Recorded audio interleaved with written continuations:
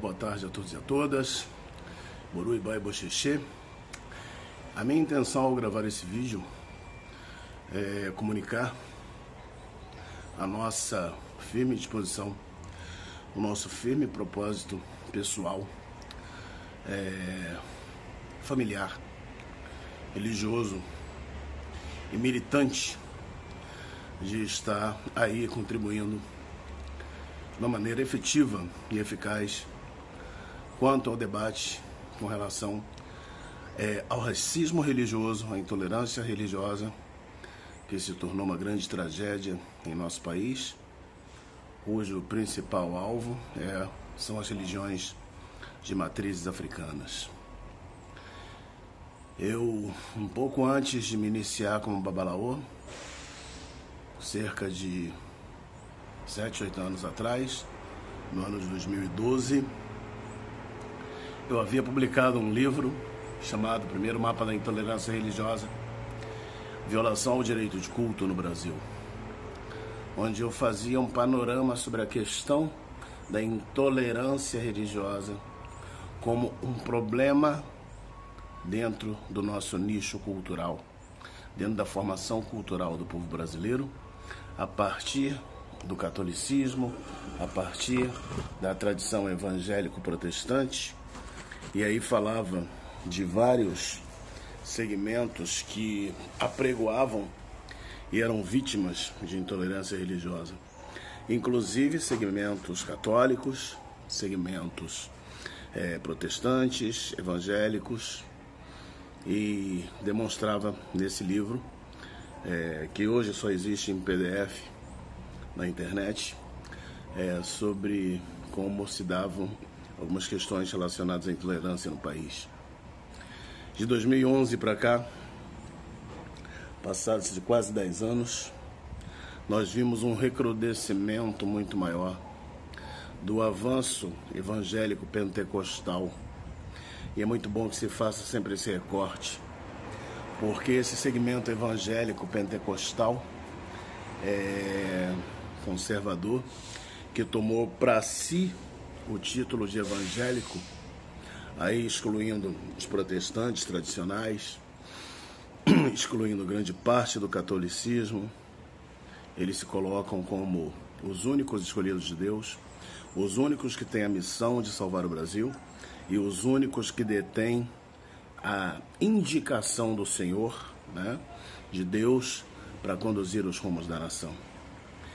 E é graças a esse pensamento que temos visto as barbaridades acontecerem nos últimos anos. Temos visto surgir em vários estados e municípios, nesses últimos anos, uma série de pequenas propostas, de prefeitos, de vereadores, de lideranças locais, sempre ligadas a esses segmentos evangélicos. Temos visto surgir propostas no sentido da supervalorização do setor evangélico e, ao mesmo tempo, da negação e da invisibilização, da exclusão dos setores ligados às religiões matrizes africanas. Então, temos o Dia da Bíblia, o Dia da Mulher Evangélica, o Dia do Pastor, Então, temos várias datas celebrativas voltadas para esse segmento em vários municípios do país. Cidades às vezes pequenas, cidades de médio porte e até mesmo grandes capitais. Em Salvador, por exemplo, há uma guerra constante pela manutenção das estátuas dos orixás no dique do Tororó, que é um lago dentro da cidade, onde são postas várias imagens, várias esculturas, de determinados orixás, que são muito bonitas, é uma atração turística da cidade, mas vez ou outra aparece um vereador querendo tirar aquilo dali, e alguns já propuseram inclusive tirar os orixás e colocarem um monumento à Bíblia. A cidade de Araruama, na região dos Lagos, aqui no Rio de Janeiro, tem uma Bíblia imensa na sua praça principal. Há municípios beirando a rodovia Presidente Dutra, que liga a nossa cidade do Rio de Janeiro à cidade de São Paulo, onde você passa e o arco da cidade está escrito: essa cidade pertence a Jesus. essa cidade pertence ao Senhor. Portanto, essa lógica proselitista que sempre norteou o cristianismo, ela se torna mais proselitista, mais agressiva, né, e mais afirmativa com esses segmentos neopentecostais extremamente conservadores. Vejam só, meus amigos, minhas amigas, o que está acontecendo nesse país atualmente.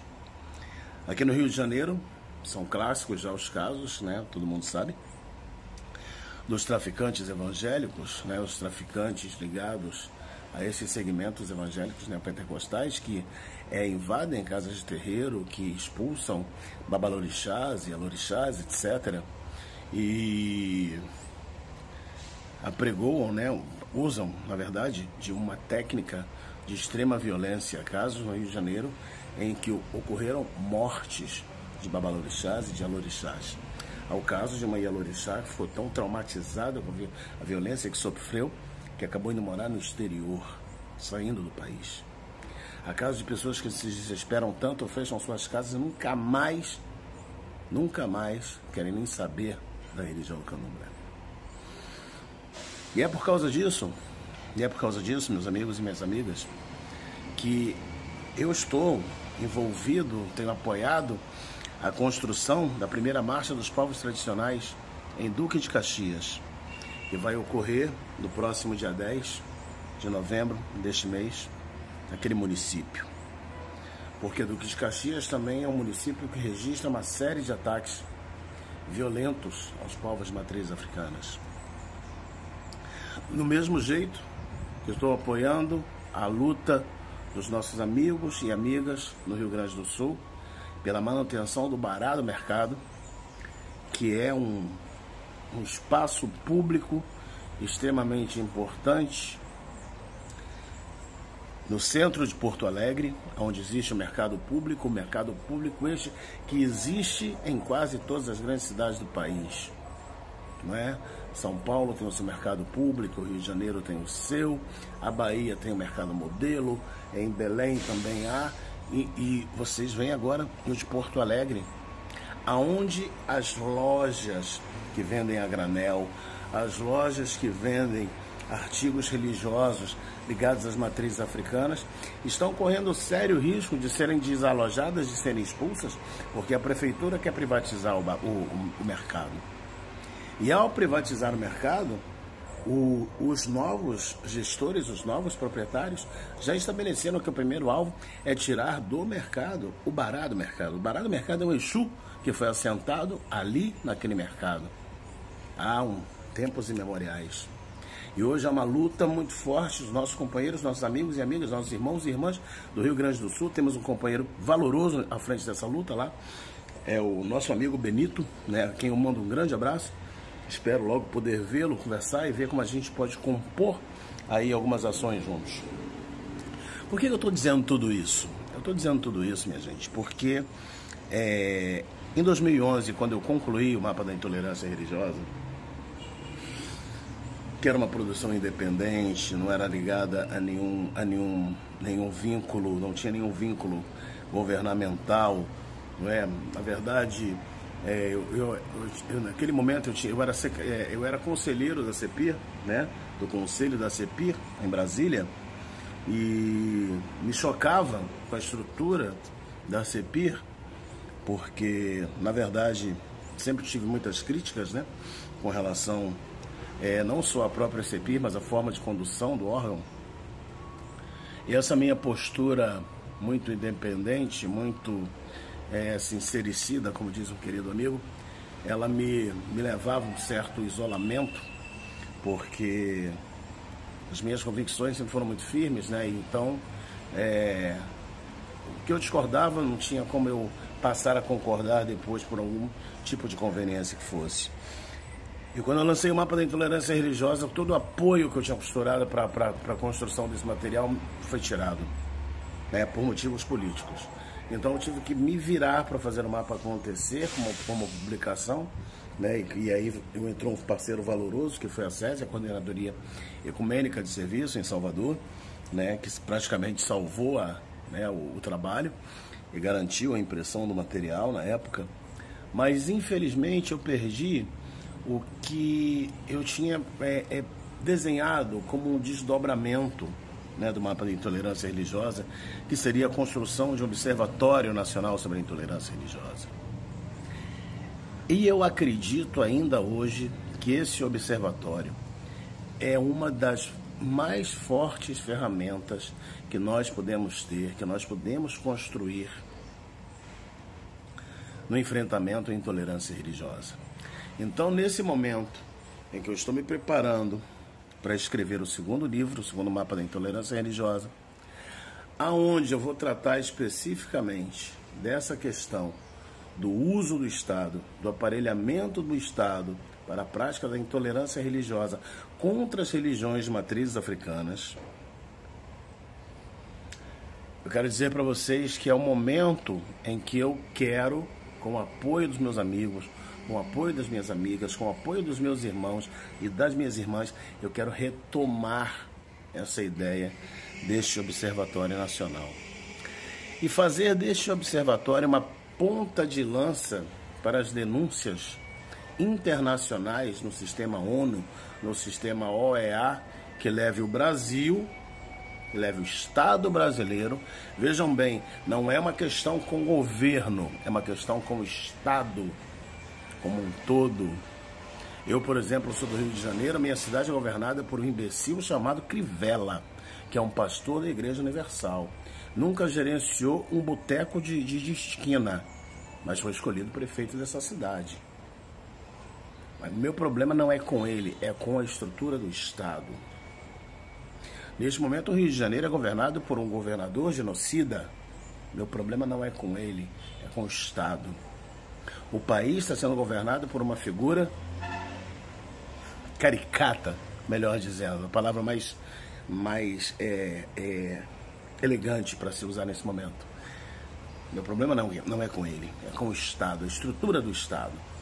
Porque no momento que a gente mexe com a estrutura do Estado, independente de quem esteja governando, a gente consegue lograr grandes êxitos. E o que temos visto é uma ineficácia muito grande de certos atores que se colocam como grandes lideranças no embate, né, no combate à intolerância religiosa, onde buscam pura e simplesmente a sua projeção pessoal, ou buscam garantir um certo recurso mais à frente, numa parceria que se estabelece aqui ou ali, e não se tem construído ações efetivas e eficazes de dar visibilidade a essa questão da intolerância religiosa para o conjunto da sociedade brasileira, né, e também para o mundo, porque hoje o Brasil não é um país periférico, não é um país isolado do mundo como era 20, 30 anos atrás, né? Hoje o Brasil é um país protagônico, o Brasil é a maior economia da América Latina, né? Então o Brasil tem a sua importância regional e tem a sua importância mundial. O que acontece aqui no Brasil hoje, de certa forma, também vem acontecendo na Colômbia, no Paraguai, na Bolívia, né, em Colômbia, etc. Em países em que há a presença da população negra, a presença das religiões de matriz africanas, ainda existe e ainda incomoda. Então, meus amigos e minhas amigas, o intuito aqui dessa gravação é mostrar a vocês que existem possibilidades de ações reais e muito objetivas. E eu sou uma pessoa que gosto de ações objetivas. Eu não gosto de aparecer, eu não gosto de evento, eu não gosto de blá blá blá, eu não gosto de ficar posando de salvador da pátria, porque eu não acredito em salvador da pátria, e nem de grande liderança. Eu sou um sujeito na minha, que quero contribuir do meu jeito. Aqueles que estiverem dispostos a aceitar as minhas ideias, a construir algo junto comigo, a gente se soma na luta. Quem não tiver afim, continue o que está fazendo. Mas as minhas propostas são essas, e o meu plano de ação com relação a essa questão da intolerância é este. Eu tenho já construído alguns diálogos com algumas pessoas do Rio de Janeiro e em outros estados. Hoje eu não sou mais vinculado a nenhuma grande organização nacional, eu fui por muitos anos coordenador do coletivo de entidades negras, né, que foi a instituição pela qual na qual eu mais tempo permaneci, né?